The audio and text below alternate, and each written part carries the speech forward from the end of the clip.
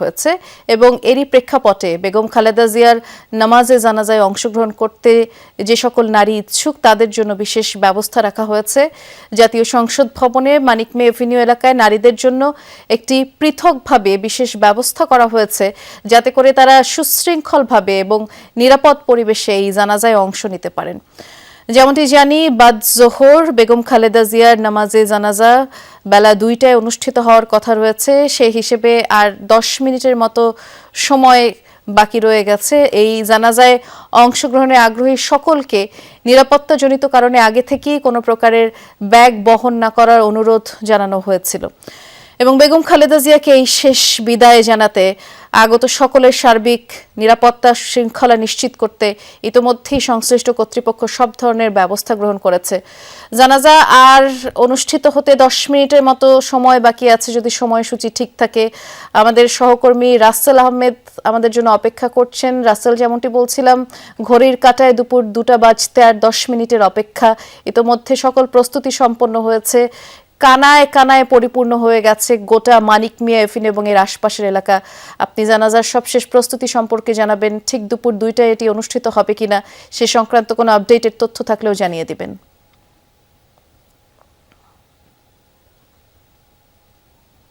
বৃষ্টি, আমরা এখন পর্যন্ত যেটি মাইকের ঘোষণা জানতে পারছি যে ঠিক সময়ে নামাজে জানাজা অনুষ্ঠিত হবে এবং এখন কেবল শৃঙ্খলাবদ্ধভাবে নামাজের যে কাতার সেটি দাঁড়ানোর অপেক্ষায় রয়েছে। সেজন্যই মাইকে বারবার নেতাকর্মীদেরকে বলা হচ্ছে যেন তারা সুশৃঙ্খলভাবে দাঁড়ান। সেটি আসলে কেবল সময়ের অপেক্ষা, কারণ বাকি পরিপূর্ণ হয়ে আছে পুরোপুরি। এই যে নামাজে জানার জন্য যে আয়োজন, বিশাল গণজমায়েত, সেটি পুরোপুরি পরিপূর্ণ হয়ে আছে এবং সেজন্যই বলা হচ্ছে। এবং আপনি আরেকটি বিষয় আসলে নিশ্চয়ই জানেন বা আরও একবার বলে রাখি, সেটি হচ্ছে আজকের এই তার শেষ বিদায়ের এই সময়ে বিদেশি কয়েকজন প্রতিনিধি, কয়েকটি রাষ্ট্রের প্রতিনিধি তারাও এসে উপস্থিত হয়েছেন। পাকিস্তান, শ্রীলঙ্কা, মালদ্বীপ সহ আরও কয়েকটি দেশের পররাষ্ট্রমন্ত্রী পর্যায়ের এবং এছাড়া কোনো কোনো রাষ্ট্রের প্রতিনিধি তারাও এসে এই আজকের দিনের শেষ বিদায়ের এই সময়টাতে তারা রয়েছেন। তারা আরও বেশ খানিকটা সময় আগেই এসছেন। যেটি বলছিলাম যে কেবল সময়ের অপেক্ষা। এখন আপনি যেটা বলছিলেন ১০ মিনিট এবং সময়ের সাথে সাথে সেটি ৮ মিনিট এসে দাঁড়িয়েছে। আমরা দেখেছি এখানে দাঁড়িয়েই জোহরের নামাজ আদায় করেছেন অনেকেই এবং এখন কেবল জানাজার সময়ের বাকি এবং বারবার সেটি বলা হচ্ছে যে শেষ সময়ের এই যে আয়োজন, বেগম জিয়ার যে শেষ দিনের বিদায় জানানোর যে আনুষ্ঠানিকতা, সেখানে যেন সবাই সুশৃঙ্খলভাবে থাকেন, কারণ সবাই আবেগে যেমন আপ্লুত, পাশাপাশি সেই সুযোগটি কাজে লাগিয়ে কেউ যেন কোনো ধরনের নাশকতার তৈরি করতে না পারে, কোনো অপচেষ্টা যেন করতে না পারে, সে ব্যাপারেও সবাইকে সজাগ থাকার কথা বলছেন। আরেকটি বিষয় যেটা এর আগেও বলছিলেন এখান থেকে, যে এই যে গণজমায়েত তার পশ্চিম দিকে আসলে তারা দাঁড়িয়েছেন, তারা এখনো একটি বড় অংশ যারা মূল যে জানাজা প্রাঙ্গণ সেখানে এসে সমবেত হতে পারেননি, ফলে তাদেরকে যেন এসে সমবেত হওয়ার সুযোগ দেওয়া হয়। সেজন্য সামনের দিকে যারা রয়েছেন তাদেরকে সুশৃঙ্খলভাবে বা স্থান দেওয়ার জন্য বলছেন। যেটি বলছিলাম যে এখানে পরিপূর্ণভাবে কানায় কানায় পূর্ণ হয়ে আছে। আসলে বৃষ্টি, আমার চেয়ে হয়তো আপনি আরো ভালোভাবে দেখতে পাচ্ছেন, যেহেতু আরো বেশ কয়েকটি ড্রোন আমাদের এখানে রয়েছে, যার মাধ্যমে আসলে উপর থেকেও বেশ ভালোভাবে লক্ষ্য করা যাচ্ছে যে এখানকার সংসদ ভবনের যে ৩টি মাঠ, আসলে বেশ বড় মাঠ, আপনি নিশ্চয়ই সেটিও জানেন বা সাধারণ দর্শকরাও জানেন। ৩টি বড় মাঠ, একটি দক্ষিণ প্লাজা, পশ্চিম এবং পূর্ব অংশে যে আরো যেটি এক্সটেনশন রয়েছে, সেই ৩টি মাঠই পরিপূর্ণ হয়ে আছে এবং মানিক মিয়া অ্যাভিনিউর যে প্রশস্ত সড়ক এবং লম্বা সড়ক সেটিও কানায় কানায় পূর্ণ হয়ে আছে এবং এখন খামারবাড়ি এবং ফার্মগেট অংশের দিকে লোকজন জড়ো হচ্ছেন। এবং এই জায়গাটিতে আসলে যেটি বলছিলাম এর আগেও, যে টেকনাফ থেকে তেতুলিয়া পুরো দেশের মানুষ, যেহেতু বিএনপি অন্যতম বড় একটি দল, তাদের কর্মী একেবারে প্রত্যন্ত গ্রাম, ওয়ার্ড থেকে শুরু করে সবখানে ছড়িয়ে আছে এবং সবার মধ্যেই যেহেতু বেগম জিয়াকে নিয়ে একটি আলাদা আবেগ রয়েছে, তার প্রতি আলাদা শ্রদ্ধা রয়েছে এবং সব দল মত সবার ঊর্ধ্বে উঠে তাকে সবাই প্রশংসা করেছেন। ফলে সব মিলে তার একটি আলাদা অবস্থান রয়েছে এবং সেজন্যই তার এই শেষ বিদায়ের সময়ে, জানাজার এই সময়টাতে তাকে বিদায় জানানোর জন্য সবাই এসে হাজির হওয়ার চেষ্টা করছেন, সবাই দোয়া করছেন যেন সামনের দিনগুলোতেও তার দেখানো পথে সবাই এগিয়ে যেতে পারেন, তার অবদানের কথা স্মরণ করছেন। বৃষ্টি, আমরা দেখছি এখানকার মানুষের যাদের সাথে আসলে আমরা এর আগে কয়েকজনের সাথে কথা বলার চেষ্টা করছিলাম, তাদের কয়েকজন বেশ কান্নাজড়িত কণ্ঠেই তাদের ভাবাবেগ প্রকাশ করছিলেন।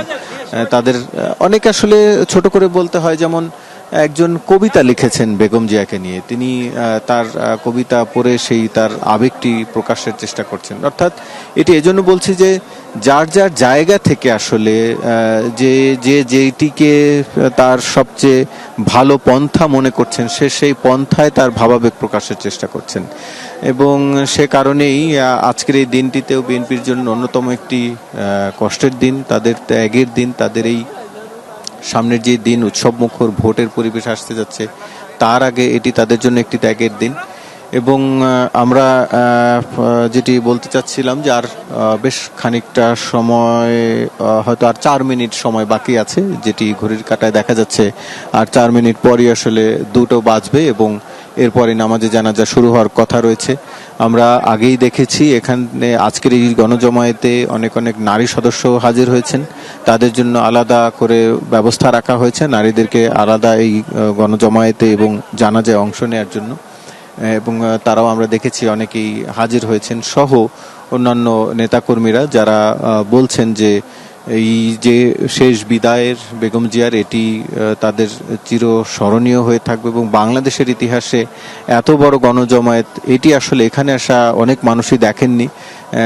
কারণ যাদের বয়স আসলে 50 বছর কিংবা যারা মোটামুটি আসলে আমার যেই সময়টাতে আসলে প্রায় অনেক বছর ধরে গণমাধ্যমের সাথে, সাংবাদিকতার সাথে যুক্ত রয়েছে, এই সময়টাতে অন্তত এমনটি দেখা যায়নি যে এত গণজমায়েত এবং কয়েক লাখ মানুষের যে জমায়েত, আসলে তারা এখানে এসে আজকের এই শেষ বিদায়ের দিনে তারা হাজির হয়েছেন। এবং তারা বলছেন বেগম জিয়ার যে আদর্শ নিয়ে তিনি লড়াই করেছেন এবং যেই আপোষহীন নেত্রী হিসাবে তিনি পরিচিতি পেয়েছেন, তার জীবদ্দশায় তিনি কখনো আপোষ করেননি।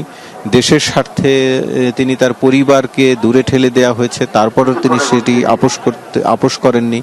তিনি পরিবারের সদস্যদের থেকে দীর্ঘদিন দেখতে পারেননি তার বড় সন্তান তাকে, এরপরও তিনি আপোষ করেননি।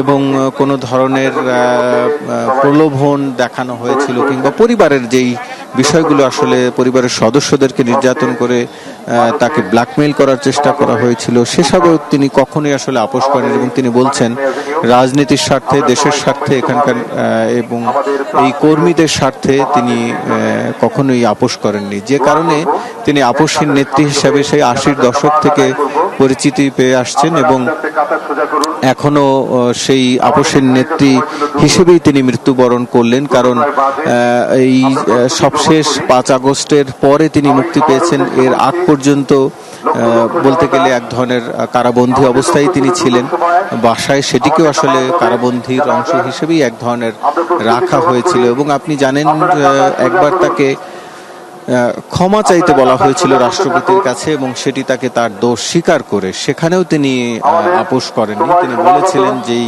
অপরাধ তিনি করেননি সেই অপরাধ তিনি স্বীকার করে কখনো ক্ষমাও চাইবেন না এবং এর বিনিময়ে তার মৃত্যু হলেও নয়। এবং তখনকার সময় তিনি বেশ রোগাক্রান্ত ছিলেন, কয়েক দফা তাকে চিকিৎসা নিতে হয়েছিল, এভারকেয়ার হাসপাতাল সহ কয়েক হাসপাতালে তাকে বারবার যেতে হচ্ছিল। সেই সময়টাতে আসলে তার বিদেশে চিকিৎসার খুব জোর আহ্বান জানাচ্ছিলেন তার ব্যক্তিগত চিকিৎসকরা, তাকে বারবার বলা হচ্ছিল যেন তাকে বিদেশে চিকিৎসার ব্যবস্থা করা হয়। এবং সেই সময়টাতেই তাকে ক্ষমা চেয়ে আসলে বিদেশে চিকিৎসা নিতে যাওয়ার জন্য বলা হচ্ছিল। কিন্তু বেগম জিয়া সেই অসুস্থতার মধ্যেও এবং তার চিকিৎসার যে বিদেশে গিয়ে চিকিৎসার প্রয়োজন, সেটি তার অন্যতম হয়তো তার শরীরে সুস্বাস্থ্য ফিরিয়ে আনতে পারতো কিনা সেটি হয়তো চিকিৎসকরা ভালো বলতে পারবেন, তবে চিকিৎসকরা বলছিলেন তাকে বিদেশে নিয়ে চিকিৎসা করার দরকার। সেই সময়টাতেও তিনি আসলে আপোষ করেননি, যে কারণেই এই আপোষহীন শব্দটি তার সাথে বারবার মিশে আছে। কারণ রাজনৈতিক জীবন বলি কিংবা তার ব্যক্তিগত জীবনে,